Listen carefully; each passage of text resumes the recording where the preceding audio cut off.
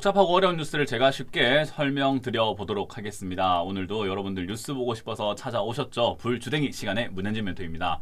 저 오늘도 많은 뉴스들이 쏟아져 나오고 있는데요. 이런 뉴스들 속에서 우리가 어떤 뉴스를 봐야 될지 고민되실 때 불주댕이가 곁에 있죠. 도움되신다면 좋아요와 구독 그리고 알람 설정까지 달아주시고요. 그리고 댓글도 많이 달아주시면 저희가 감사드리도록 하겠습니다.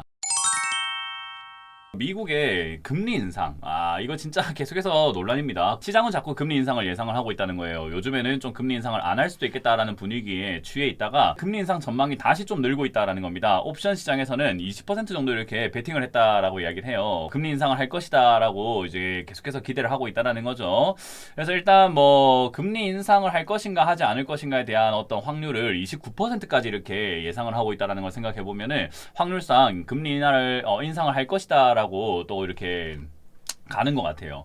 시장은 자꾸 금리 인하를 할 것이다 생각을 하는데 금리 인상에 대한 어떤 우려감들이 점점 늘어나고 있다는 거예요. 그러다 보니까 증시가 좀 조정을 받게 되고 금리 인상을 하게 되면 또 여기서 고금리가 되면 부채가 터질 텐데 괜찮을까 하는 그런 문제가 생기고 있죠. 근데 시장은 참 아이러니하게도요. 다음 뉴스를 보게 되면 PMI라고 하는 지수가 있습니다. 이건 이제는 생산이 얼마나 되고 있는지 구매 관리자 지수라고 생각하시면 되는데요. 구매 관리자 지수가 높으면 그 산업의 활력이 좀 돈다는 거고요. 그 구매 관리자 지수가 좀 낮으면은 아무래도 활력이 돌고 있지 않다라는 것을 의미하게 돼요. 근데 미국 제조업들이 위축 국면으로 들어갔다고 하죠. PMI 지수가 낮게 나왔다라는 거예요. 전월 대비해가지고 낮게 나오고 서비스업 PMI도 전월보다 약했다라는 거죠. 그래서 미국의 각종 업종들의 PMI 지수, 그러니까 구매 관리자 지수가 줄어들었다라는 것은 구매를 안 한다는 뜻이겠죠. 그러다 보니까 산업이 좀 힘들어지고 있다라는 겁니다. 그러다 보니까 증시가 올라갑니다. 아니 산업이 힘들어지는데 왜 증시가 올라가지? 산업이 힘들어지면 금리 인하를 하지 않을까라는 그런 기대감들이 생기고 있는 거죠. 그러니까 이게 지금 웃지도 울지도 못하는 상황이 되어버린 거예요. 아니 경기가 안 좋다고 하는데 증시가 올라? 이게 말이 돼? 그 왜 올라왔는데 금리 인하 때문에 고작 올라갔다고? 야 근데 금리 인하 하고 안 하고를 떠나가지고 경기가 안 좋다잖아.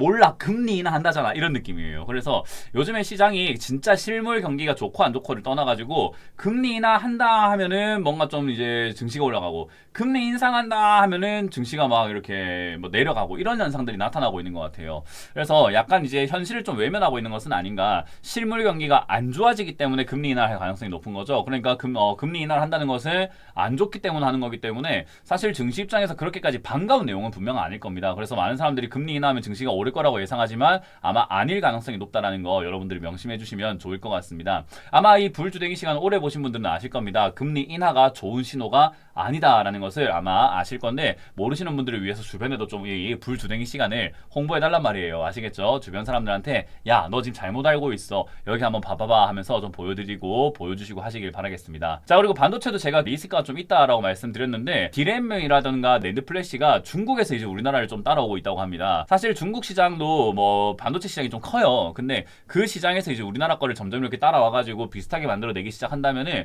사실 태양광도 LCD 디스플레이도 결국은 생각 한번 해보시면은 중국의 그 저가 패널이라던가 저가 그 공세에 우리가 좀 밀려버렸잖아요. 요즘에 쿠팡이라던가 여러 가지 기업들도 테무라던가 알리라던가 이런 식으로 저가 공세를 하는 그런 어떤 쇼핑 프로그램이라던가 쇼핑 플랫폼에 의해 가지고 좀 밀리고 있다는 이야기도 들려오죠.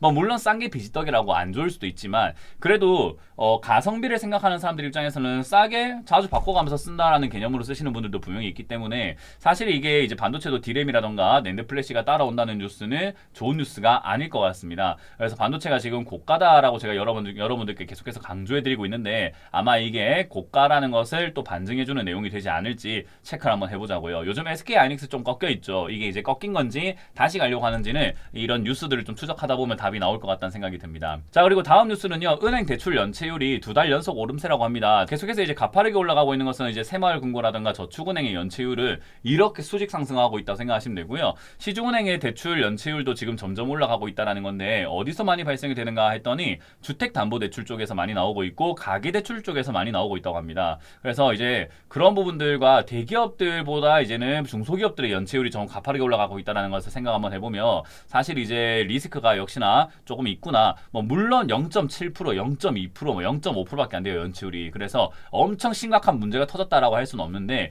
이게 이제 시중은행의 연체율이 올라간다는 것은 역시나 저축은행이라던가 새마을금고 또는 규모가 숫자가 작은 은행일수록 연체율은 상승하는 것이 폭발적으로 올라갈 수밖에 없다라는 겁니다. 그쪽이 이제 신용이 안 좋기 때문이죠. 그래서 이제 그런 것들을 여러분들이 좀 관심을 가지시면 좋을 것 같고요.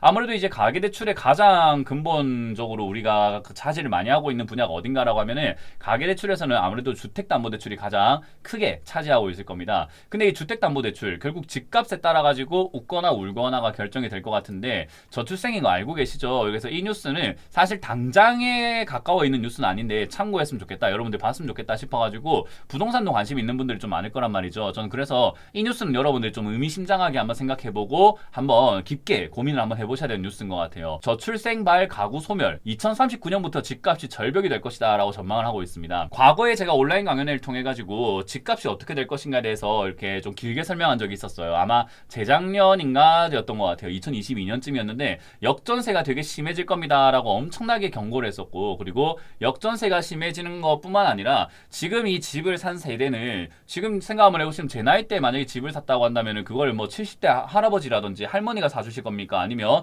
이제 새로 신혼부부가 되는 또 새로운 사람들이 살 것인가라고 하면은 어린 분들이 점점 이렇게 성장을 해 나가면서 경제에서 자리 잡으면서 집을 사는 게 보통이잖아요. 그러니까 어르신들이 갖고 있던 집들을 우리가 사는 거고, 우리가 갖고 있던 집들을 그 다음 세대가 사는 건데 그 다음 세대가 별로 없단 말이에요. 그러니까 지금의 2030, 40 이렇게 해서 집을 좀 영끌해서 사시는 분들은요 좀 고민 좀 많이 해보셔야 되는 게, 이거 과연 집값 오를까, 수요가 있을까라는 생각을 좀 많이 해보셨으면 좋겠다라는 거죠. 그래서 이 뉴스는 뭐 집값이 앞으로 올라간다 내려간다 이 뉴스는 아니지만 상당히 많은 이제 뭐 부동산 학과 교수님들이라든지 경제학을 연구하고 계시는 분들이 부동산, 집값은 한국 부동산과 집값은 뭐 지역적으로 좀 다를 수는 있겠지만은 대체적으로는 집값이 절벽으로 뚝 떨어질 가능성이 높다라는 겁니다. 그래서 우리가 요즘에 사람이 줄면 줄수록 결국 모여 살게 되잖아요. 그러니까 지방 소멸이라는 이야기를 많이 하고 있잖아요. 그래서 여러분들도 집을 사실 때 역시나 입지 고민 좀 많이 해보셔야 될 것 같고, 내가 그냥 맹목적으로 이렇게 입지는 좀 떠나가지고 별로 떨어진 곳에 사놓은 집이라고 한다면 그거 안 팔릴 수 있다는 걸 좀 여러분들이 명심하셨으면 좋겠습니다.